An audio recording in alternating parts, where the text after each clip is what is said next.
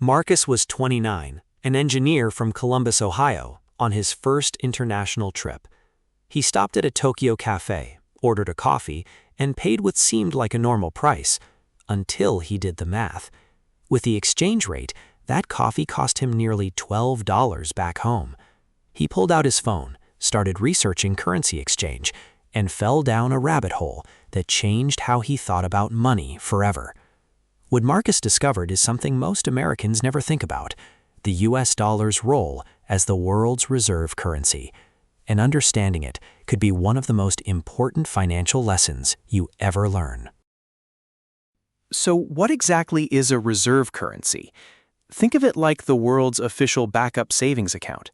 Central banks in countries like Japan, Germany, and Brazil hold large stockpiles of US dollars because the dollar is trusted, stable, and accepted everywhere. When countries buy oil, trade goods, or pay international debts, they almost always use dollars. This is what makes the US dollar unique.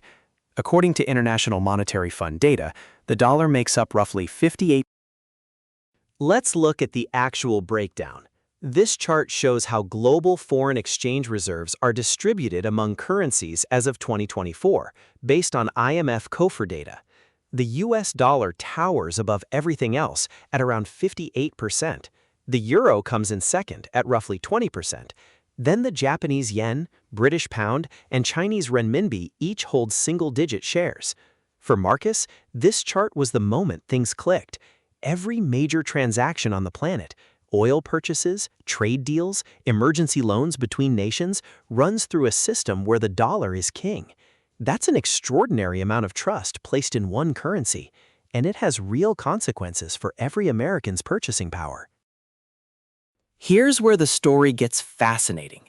Back in 1974, the US struck a landmark deal with Saudi Arabia. Oil would be priced and sold exclusively in US dollars. In return, the US offered military protection and arms sales. This became known as the petrodollar system. The impact was massive. Because every country in the world needs oil, every country suddenly needed US dollars to buy it. That created a permanent global demand for the dollar. And that demand allowed the US government to borrow money cheaply from foreign nations, who were happy to hold dollar-denominated assets. Marcus described it to his coworker like this: "It's like the whole world has to use Chuck E. Cheese tokens, and we're the ones printing them." This is the number that stopped Marcus cold when he found it.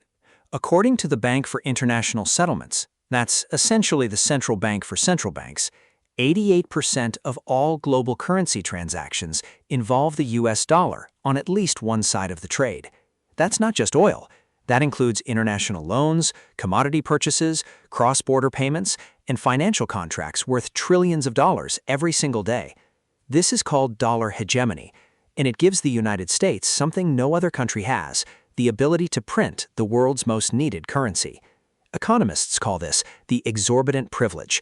It lets the US run large deficits and still maintain global financial credibility. For now.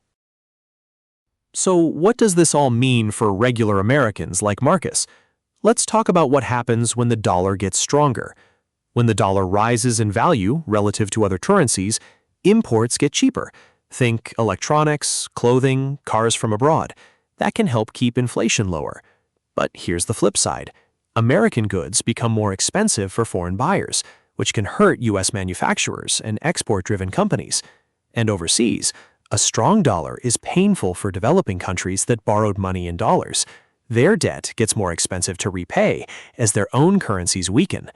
This is exactly what Marcus witnessed in Tokyo, a Japanese yen that had weakened significantly against the dollar, making his trip feel cheaper, but making life harder for Japanese consumers. Let me show you exactly how the dollar's strength has moved over the past decade. This is the US dollar index, often called the DXY.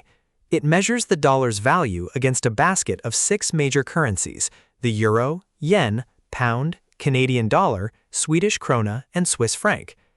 Notice the big spike in 2022. The dollar hit its strongest level in 20 years as the Federal Reserve rapidly raised interest rates to fight inflation. That spike rippled through global markets, raising borrowing costs for countries around the world. Marcus circled that 2022 peak on his phone screen and sent it to his investment group chat.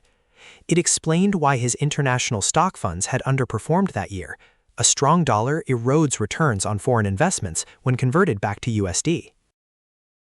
This is the part that had Marcus's investment group buzzing. In recent years, a group of nations known as BRICS, Brazil, Russia, India, China, and South Africa, have been actively discussing ways to reduce dependence on the US dollar for international trade. China has been working to expand use of its yuan in global transactions. Russia, cut off from dollar systems after 2022 sanctions, has been trading oil in alternative currencies. But here's the important context. De-dollarization is real, but slow. The dollar's infrastructure, clearinghouses, legal systems, and deep financial markets took decades to build. No other currency has the depth or trust to replace it quickly. As one economist put it, replacing the dollar is like replacing English as the global language of business. Possible in theory, but not happening overnight.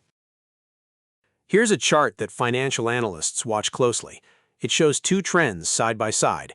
U.S. national debt climbing steadily upward over the past 2 decades, while the dollar's share of global reserves has gradually declined from around 71% in 2000 to about 58% today.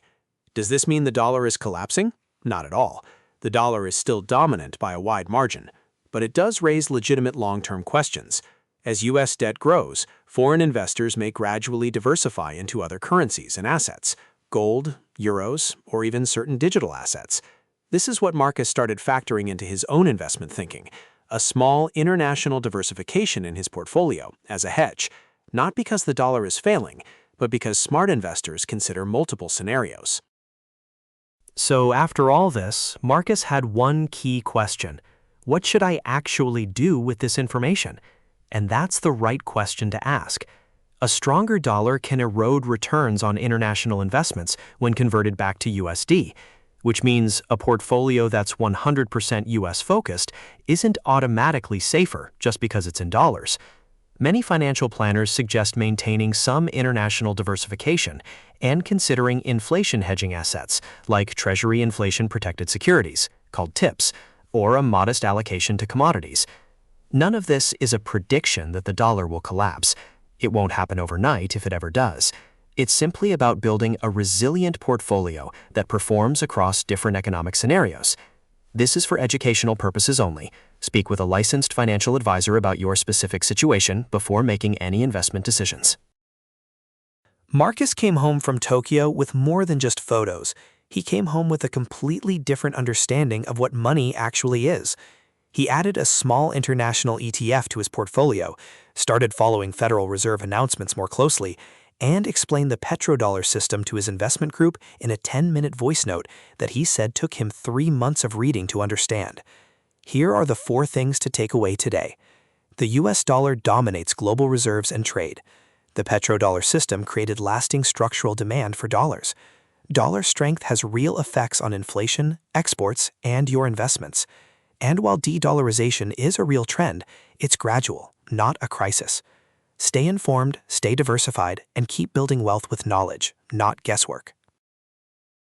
Everything in this video is for educational and informational purposes only. It does not constitute financial, investment, or legal advice.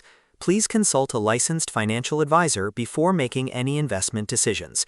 Past performance does not guarantee future results, and all investments